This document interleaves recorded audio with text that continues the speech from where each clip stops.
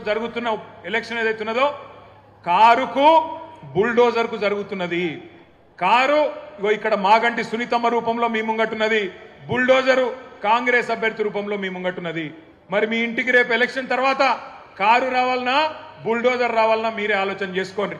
మరి కారు రావాలంటే బ్రహ్మాండంగా కేసీఆర్ పెట్టిన అభ్యర్థి గెలవాలి, గోపన్న ఆశయాలు నెరవేరాలంటే మాగంటి సునీతమ్మ గెలవాలి.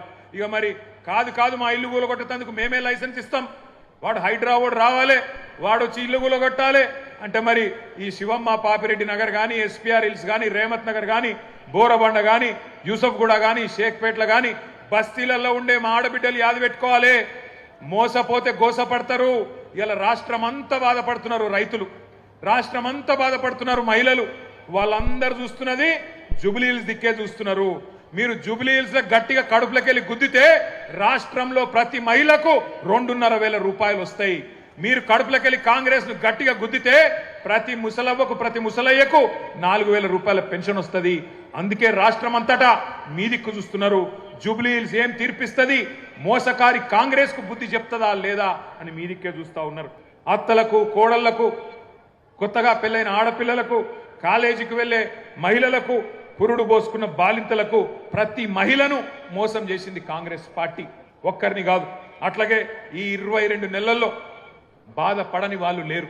అందుకే మీ అందరికి నేను విజ్ఞప్తి చేస్తా ఉన్నాం. అందరూ మీ వేదిక మీద కూర్చున్నా మీ అన్నదమ్ములుగా కోరుతా ఉన్నాం. నెల రోజుల పాటు కష్టపడదాం, గట్టిగా తనలాడదాం. ఎట్లున్నది కాంగ్రెస్ పరిస్థితి అంటే హైదరాబాద్లో ఒక్క సీటు కూడా కాంగ్రెస్కు మీరు ఇయ్యలే. ఎందుకంటే మీకు ముందే తెలుసు కాంగ్రెస్ ఎంత మోసం పార్టీ మీకు తెలుసు.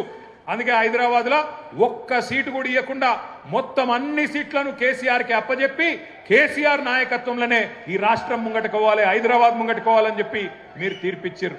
కానీ ఊర్లల్లో ఈ బైగన్కే బాతిని కొంతమంది నమ్మిరు, ఈ బైగన్ గాలని కొంతమంది నమ్మి మోసపోయినరు. ఇలా మోసపోయిన వాళ్ళు మీకంటే ఎక్కువ ఊళ్ళల్లో తిడుతున్నారు.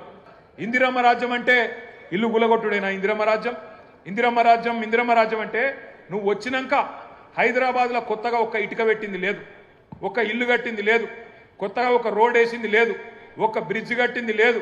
కానీ ఎన్ని ఇల్లు గులగొట్టినావు, ఎంతమందిని ఇళ్లలో ఉండే మా గరీబోళ్లను ఎంతమందిని రోడ్డు మీదకి నూకినావు. నీ హైడ్రా బుల్డోజర్ల అరాచకం ఆగాలంటే ఖచ్చితంగా మన అభ్యర్థి గెలవాలి.